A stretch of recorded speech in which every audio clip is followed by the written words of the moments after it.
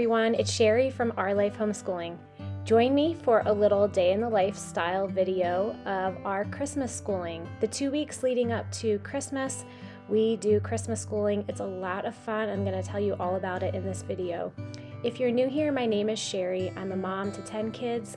I love encouraging other moms on my YouTube channel and on the blog, ourlifehomeschooling.com.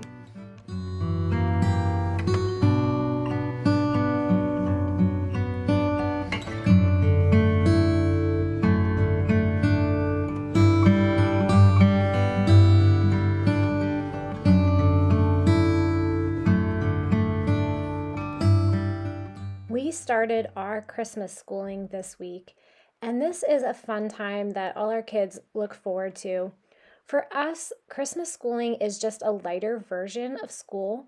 We do reading, writing, and math every day. That's pretty much the first thing after we're done with breakfast and morning time. And then the rest of the time, we fill in with all the Christmas things that we want to do and that I need to get done before Christmas. So for us, that includes a lot of things like shopping, baking. We do a little bit of picture study. I found a couple art prints that have to do with Christmas that I'm really enjoying with my kids. That includes wrapping gifts, decorating. We've been writing letters, writing our Christmas cards. My girls spend time ordering our calendars. So just a lot of things are going on during this Christmas school, but a lot of it is fun and just a little bit lighter on the academic work. So you can see here, I am doing my laundry and listening to my 5-year-old read.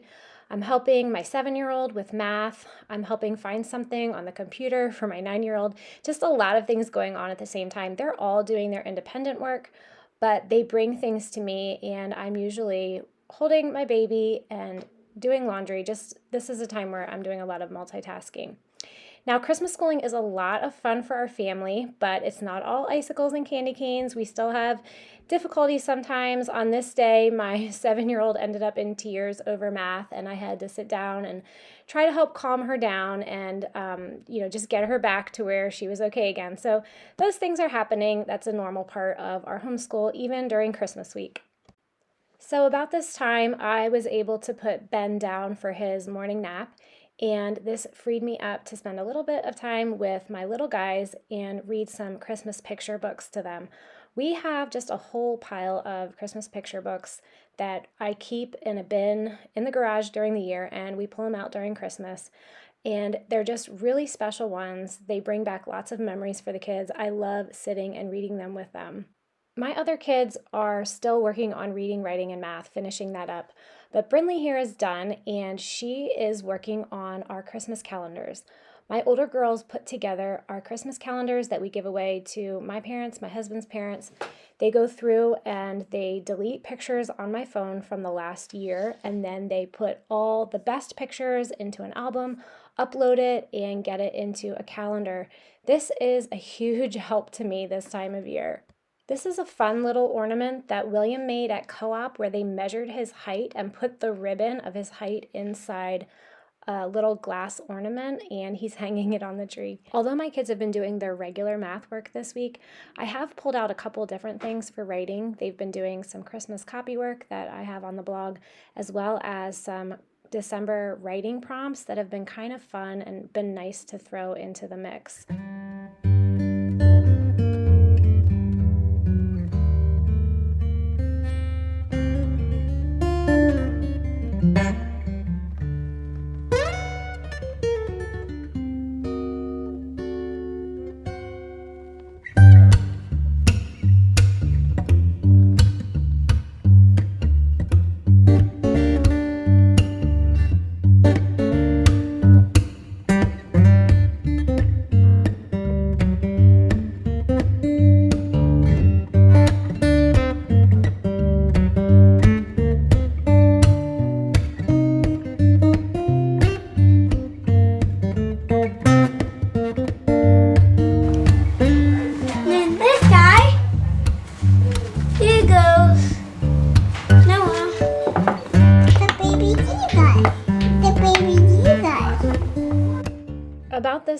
it's time for me to start thinking about lunch, which is the never-ending job we have as moms. Always thinking about the next meal. And sometimes we keep it really simple, PB&J, sandwiches, quesadillas, things like that. But about once a week, I like to have a salad. And that way I feel like we're having at least one or two good meals that are pretty healthy, getting those vegetables into them. While I was cooking or preparing for the salad, I got about halfway through and realized we didn't have any lettuce. So I can't tell you how many times something like this has happened when I'm going to make a meal. I think I have every ingredient I need and I'm missing one main one. So I ended up for this meal just making a cucumber tomato salad. I added some broccoli to it. Then here I am pulling off some chicken. I added that to it and then some homemade dressing. Put this all together and my kids actually loved it. I had some boiled eggs in there, and so we might end up trying this one again. To the world, the Lord is come. Let earth receive her King. During the month of September, we spend time teaching our kids the carols. Our older kids know all of them, but for the little guys, this is new and exciting every year. My 2-year-old is loving these. I can hear her in her bed during nap time, just singing them over and over. It's really cute. After we eat, of course, there is the cleanup, and this is the part of homeschooling that a lot of people don't talk about because we just talk about the schoolwork that we're doing. But cleanup is the part that is really important, and we spend a decent amount of time doing it. It's also something that I have really come to value over the years. These are life skills that I think a lot of kids don't know how to do nowadays. Simple things like doing the dishes, taking out the trash, sweeping a floor, making your bed every day. And learning these basic skills is going to be really helpful for them in life. It's going to give them a step up.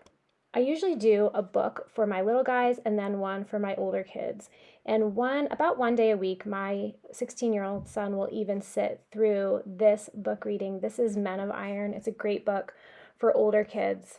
Here, my little guys are making this adorable little picture inside a box. They had so much fun doing this while I was reading. This book is Men of Iron. It's great for older kids. During this time, I usually read the best Christmas pageant ever. I read it to my kids every year, and they love it. But on this day, I couldn't find it, which was pretty frustrating. We have a couple copies of it, but the kids love it so much, it often just gets lost. And you can see the baby was not sleeping when I was reading to them. We have this gate put up around our wood stove because now he is into everything. So trying to read while he is awake is something that I don't usually do, but I had to this day. So it was a little choppy, but we got through it. I want to move on to showing you some of the fun Christmas things that we do when we finish our reading, writing, and math. And here my daughter is sewing. I've been teaching a sewing class along with another friend of mine in our co-op, and Brinley has been a part of it. It has been really fun.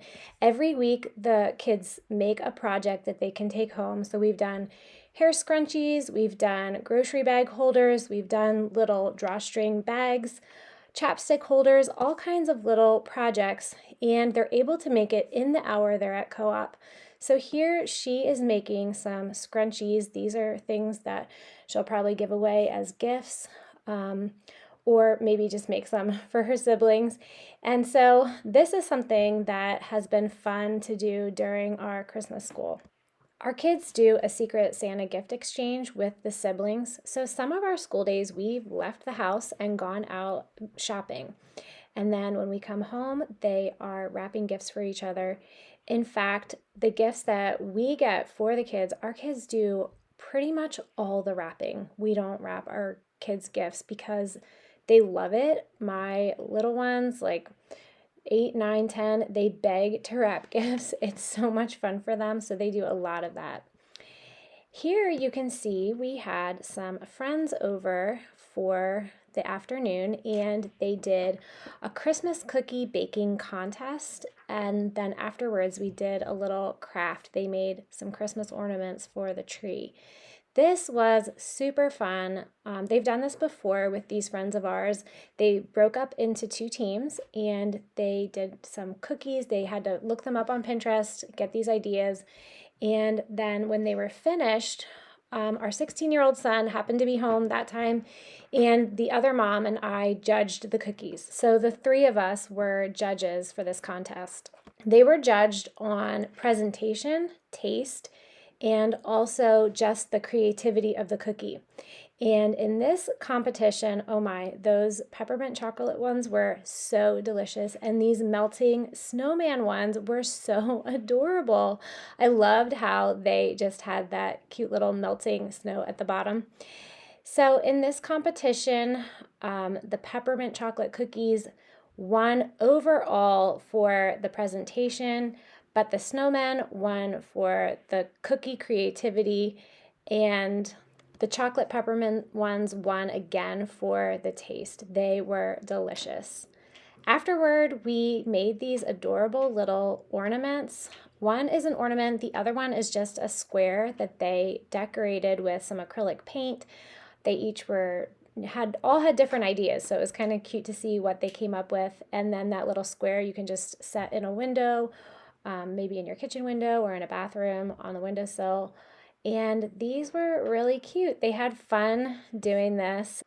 So this is one day in our Christmas schooling, and we have a lot more fun things planned for the rest of this week and for next week. More baking, more Christmas shopping and wrapping. I also want to have the kids write some letters to some people that I know are having a really hard time this Christmas. And we've been spending our mornings and morning time reading just a little part of the Christmas story from the Bible, which I like for them to be familiar with. So lots more going on this week and next week as we prepare for Christmas. If you're looking for some more resources, especially on how to have Christmas with multiple children or a large family, I invite you to check out my video, A Realistic Guide to a Large Family Christmas. Thank you for joining me in our Christmas schooling. I'll see you next week.